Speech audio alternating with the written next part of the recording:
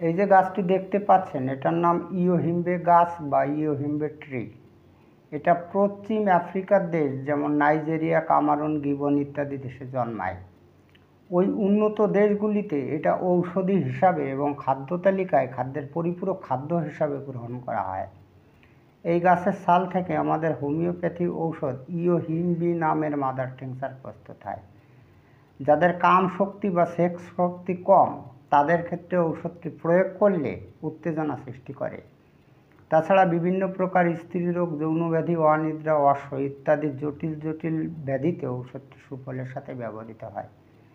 ঔষধটিতে যে সুনির্দিষ্ট প্রধানতম লক্ষণগুলো রয়েছে, যদি তার ঔষধ চিত্র মনে মনে অঙ্কন করে নেওয়া যায় তবে সঠিক ঔষধ নির্বাচন করতে খুবই সুবিধা হয়। আজকের ভিডিওতে ঔষধটির ডাক পিকচার অঙ্কনের জন্য এমন কিছু গুরুত্বপূর্ণ তথ্য আপনাদের সামনে এক্সপ্লেইন করে শোনাবো, যাতে সঠিক ঔষধ নির্বাচনের মাধ্যমে রোগীকে আরোগ্য করা যায়। ভিডিওটি ভালো লাগলে লাইক, কমেন্ট, শেয়ার করবেন এবং আপনি যদি এই চ্যানেলে নতুন এসে থাকেন তাহলে চ্যানেলটিকে সাবস্ক্রাইব করে রাখবেন পরবর্তীতে নতুন ভিডিওর নোটিফিকেশন সবার আগে পাওয়ার জন্য। এবার আমাদের এই ইয়োহিম্বিয়া নামের মাত্র 7টি প্রধানতম লক্ষণ রয়েছে। ঔষধ নির্বাচনে এগুলোর গুরুত্ব অপরিসীম, তাই আপনাদের কাছে আমি রিকোয়েস্ট করব আপনারা ভিডিওটি না টেনে যদি এই 7টি প্রধানতম লক্ষণ একটু মনোযোগ দিয়ে শোনেন তাহলে আপনাদের ঔষধ নির্বাচন করতে খুবই সুবিধা হবে। তো একটা বিশেষ কথা রয়েছে যে একজন রোগী যখন রোগে আক্রান্ত হয় তখন অনেকগুলো রকমারি ব্যাধি তার শরীরের মধ্যে কিন্তু থাকতে পারে না। তো না থাকলেও কিন্তু বিভিন্ন রকম তার শরীরের মধ্যে উপসর্গ বা লক্ষণ দেখা দেয়। সেই উপসর্গ বা লক্ষণকে আমরা রোগ বলি। তো এক্ষেত্রে কি হয় যে একটা ঔষধের যে লক্ষণগুলো থাকে সেই লক্ষণগুলো আমরা যদি পুরোপুরি জানি তাহলে রোগীর জন্য কিন্তু সঠিক ঔষধ নির্বাচন করতে খুব সুবিধা হয়। তাই আপনাদের আমি রিকোয়েস্ট করব আপনারা ভিডিওটি না টেনে যদি এই ঔষধের এই লক্ষণগুলো একটু মনোযোগ দিয়ে শোনেন তাহলে আপনাদেরই খুবই সুবিধা হবে। যাই হোক, আমরা জেনে নিই যে এই ঔষধের ক্রিয়াস্থান কোথায়। নাম্বার 1-এ রয়েছে জননেন্দ্রিয় ও স্নায়ুমণ্ডলের উপর ঔষধটির প্রধান ক্রিয়া। তাহলে আমরা জেনে নিলাম যে আমাদের এই ইয়োহিম্বে নামের প্রধান ক্রিয়া হচ্ছে জননেন্দ্রিয় এবং স্নায়ুমণ্ডলী। প্রধানতম লক্ষণ নাম্বার 2, মুখ গহ্বর, বিশ্রী ধাতব স্বাদ, প্রচুর লালা নিঃসরণ, বমি বমি ভাব ইত্যাদি। এই যে মুখমণ্ডলের যে লক্ষণগুলো এই লক্ষণগুলোর অনেকটাই কিন্তু আমাদের মার্কসল ঔষধের মতো। এই মার্কসলের রোগীদের প্রচুর লালা নিঃসরণ হয় এবং তাদের মুখেও কিন্তু মুখে ধাতব স্বাদ থাকে, মানে ধাতুর স্বাদ থাকে। আর এই বমি বমি ভাবটা কিন্তু আমাদের এই ইগনেশিয়ায় এই ঔষধে কিন্তু থাকে, বা ইপিকাপনায় থাকে। ইপিকাপনায় কিন্তু বমি বমি ভাব থাকে। প্রধানতম লক্ষণ নাম্বার 3, নিদ্রা, নিদ্রাহীনতা, বিগত জীবনের ঘটনাবলী মনে করে অনিদ্রা হয়। তো আমরা জানলাম যে এই ঔষধের রোগীদের কিন্তু অনিদ্রা হয়। অনিদ্রা হয় কী কারণের জন্য? বিগত জীবনে যে সে কাজ বেদি করেছে, ভুল ত্রুটি করেছে বা কোনো কিছু করেছে, সেই সমস্ত জিনিস নিয়ে চিন্তা করে তাদের কিন্তু অনিদ্রা হয়। তো আমরা জেনে নিলাম এই ওষুধটি কিন্তু নিদ্রাহীনতার পক্ষেও কাজ দেয়, তবে তার কারণটা কিন্তু নিশ্চিত থাকা চাই। প্রধানতম লক্ষণ নাম্বার 4 রয়েছে যৌন রোগ। এই যৌন রোগের ক্ষেত্রে কিন্তু একেবারে ফার্স্ট ক্লাস কাজে আসে ঔষধটি, তবে অবশ্যই এই লক্ষণ সাদৃশ্য হওয়ার প্রয়োজন। তো এই ঔষধের লক্ষণগুলো কীরকম?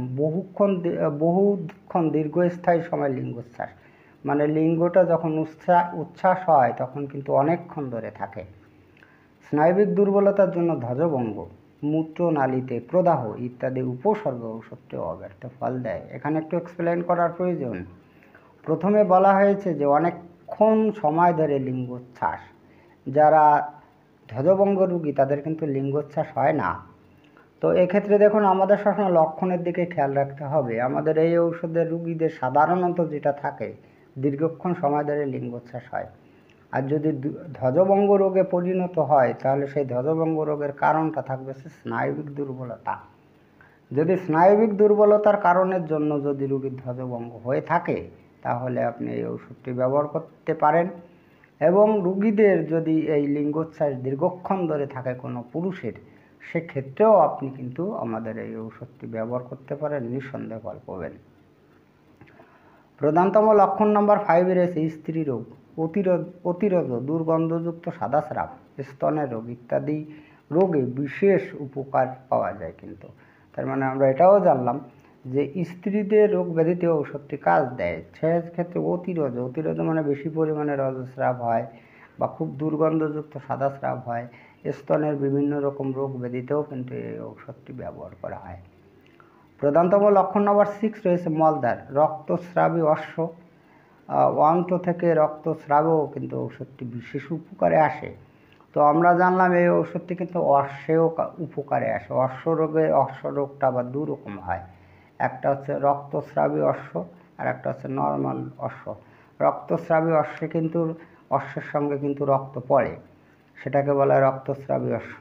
তাহলে যে অশ্বরোগে রক্তস্রাব হয় সেই অশ্বরোগেও কিন্তু আমরা এই ঔষধটি ব্যবহার করতে পারি। প্রধানতম লক্ষণ নম্বর 7 ঔষধের শক্তি ও ডোজ। মাদার টিংচার ও 30 শক্তি অধিক কার্যকারী। যদি আপনি মাদার টিংচার ব্যবহার করতে চান তাহলে 5 ফোঁটা করে দিনে 3 বার, আর যদি 30 শক্তি ব্যবহার করতে চান তাহলে সূক্ষ্ম মাত্রায় আপনাকে দিনে 2 বার করে ব্যবহার করতে হবে। যে সমস্ত ডক্টর বাবুরা এই ঔষধটি ব্যবহার করে চমৎকৃত হয়েছেন তারা দেখেছেন এই ওষুধটির এই দুটি শক্তি অধিক কাজ করে। সেটা হচ্ছে মাদার টিংচার আর একটা হচ্ছে সেন্টিসেমেল পোটেন্সি মানে 30 শক্তির ঔষধ। এবার এই সেন্টিসেমেল পোটেন্সি যদি আপনি ব্যবহার করতে চান তাহলে আপনাকে সূক্ষ্ম মাত্রার ডোজ হিসাবে ব্যবহার করতে হবে। এই সূক্ষ্ম মাত্রার ডোজ কিন্তু 1 ফোঁটা বা 2 ফোঁটাকে বোঝায় না। এবার সূক্ষ্ম মাত্রার ডোজ বলতে কতটা পরিমাণে ওষুধকে বুঝিয়েছেন স্যার হানিম্যান, আমরা তাদের কথাই শুনবো, অন্য কারোর কথা শুনবো না।